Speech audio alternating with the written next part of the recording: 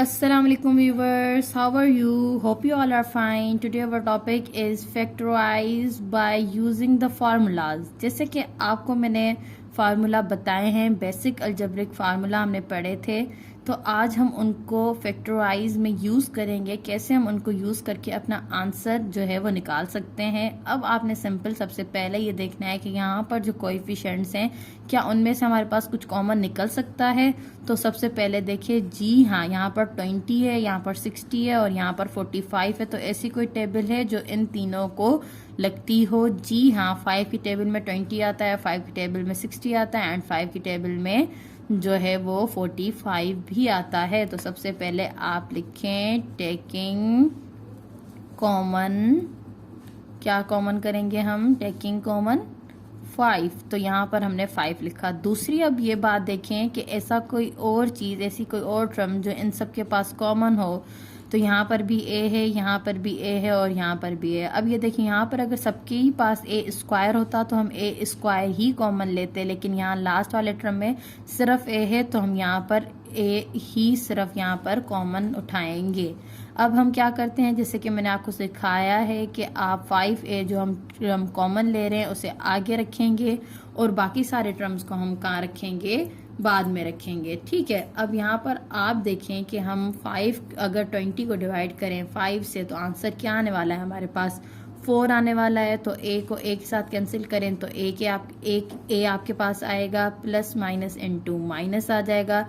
जब 5 की टेबल में देखें 60 हमारे पास कब आता है, 60 हमारे पास आता है 12 पर। ए के साथ गया तो ए के बच गया और यहाँ पर हमारे पास बी आया। ठीक है। तो अब यहाँ पर आप देखें कि 5 की टेबल में जो है 45 कब आता है, 45 आता है हमारे पास कब, जब हमारे पास 9 पर आता है। तो यहाँ पर ए के साथ गया तो यहाँ पर क्या बच गया हमारे पास, बी स्क्वायर। ठीक है, सिंपल। यहाँ पर इतनी बात आपको समझ आ गई है। यहाँ पर जो है ए, यहाँ पर ए क्यूब है, इसलिए जब हम ए को ए के साथ कैंसिल करेंगे तो यहाँ पर हमें ए स्क्वायर बचेगा। अब आप यहाँ पर देखें कि हम जो फार्मूला यहाँ पर पढ़ के आए हैं क्या वो यहाँ पर अप्लाई हो सकता है। देखें कि जो ए है वो भी हमारे पास किसका स्क्वायर है, 2 का, और 9 जो है यहाँ पर हमारे पास किसका स्क्वायर है, 3 का। तो जैसे कि हमने फार्मूला पढ़ा था 2a square minus 2a 3b plus 3b whole square. तो यहाँ पर देखिए 2 time 2 is 4, a square minus 2 time 2 is 4, 4 time 3 is 12, a and b plus 3 time 3 is 9, b square.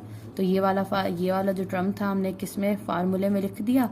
अब हम जब इस फार्मूले को बंद करेंगे तो हम बंद कैसे कर सकते हैं, हम इजीली इसको ऐसे बंद कर सकते हैं कि ये हमारे पास क्या है, 2a square minus 3b square. ठीक है। अब हमने डिफरेंस का, परफेक्ट डिफरेंस का स्क्वायर फार्मूला क्या पढ़ा था कि जब हमारे पास ए स्क्वायर बीच में हमारे पास माइनस हो और बी स्क्वायर हो तो उस टाइम हम कौन सा फार्मूला यूज़ करेंगे, मतलब एक टर्म हमारा किस में आएगा, प्लस में आएगा, और एक टर्म हमारा किस में आएगा, माइनस में आएगा। तो वो हमारा क्या हो जाएगा, आंसर हो जाएगा। तो हमने यहाँ क्या करना है, एक टर्म हमने प्लस में करना है, एक टर्म हमने माइनस में करना है। यहाँ पर हमने परफेक्ट स्क्वायर का फार्मूला यूज़ किया है। इससे रिलेटेड आप और सवाल देख सकते हैं, जैसे कि यहाँ पर हमने उठाया हुआ है कि हमने यहाँ पर क्या टेकिंग कॉमन किया है, 2 कॉमन किया है। ठीक है। अब जब 2 को हमने कॉमन किया है तो यहाँ पर हमारे पास ये बचता है। अब यहाँ पर हमने सेम फार्मूला लगाना है। फार्मूला कैसे लगाएंगे, फार्मूला लगाएंगे जब हम यहाँ देखेंगे कि ये 49 किसका स्क्वायर है, 7 का, और c स्क्वायर माइनस 2 7c ये किसका स्क्वायर है, 5 का, और d प्लस आप यहाँ करेंगे 5d होल स्क्वायर। अब इस फार्मूले को हम बंद कैसे करते हैं, जैसे कि आपको पता है 7x square minus 5d whole square. अब हमें पता है कि यहाँ पर हम किसका परफेक्ट डिफरेंस का फार्मूला लगाएंगे, तो वो हमारे पास क्या है, एक ब्रैकेट हमारे पास किस में आती है, माइनस में, और दूसरी हमारे पास किस में आती है, प्लस में।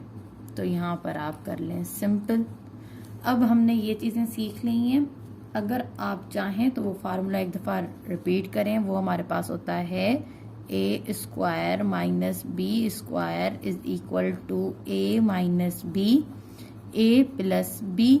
तो यहाँ पर अब देखिए ये हमारे पास यहाँ पर ये ए है और यहाँ पर ये हमारे पास बी है, और ये हमारा कौन सा फार्मूला आ जाएगा, स्क्वायर वाला परफेक्ट स्क्वायर। तो आप क्या करेंगे, B minus C into B plus D, C answer.